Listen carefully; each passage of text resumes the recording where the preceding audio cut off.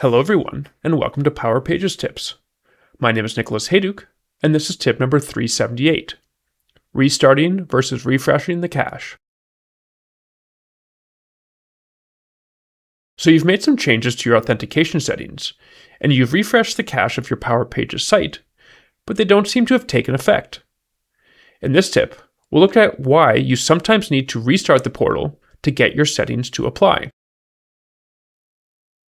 Before we dive into the details, don't forget to subscribe to the Engineered Code YouTube channel for our weekly tips, monthly community calls, and lots of other Power Pages and Power Platform content.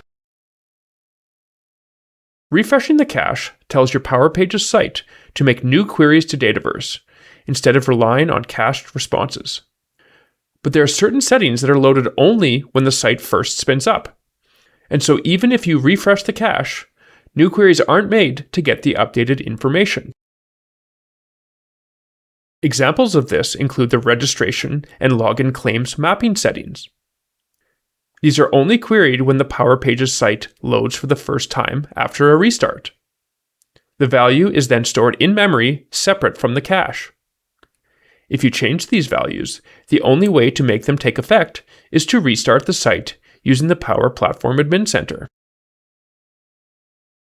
The site takes a bit longer to load after restart, as compared to a cache refresh, but for certain settings, that is your only option.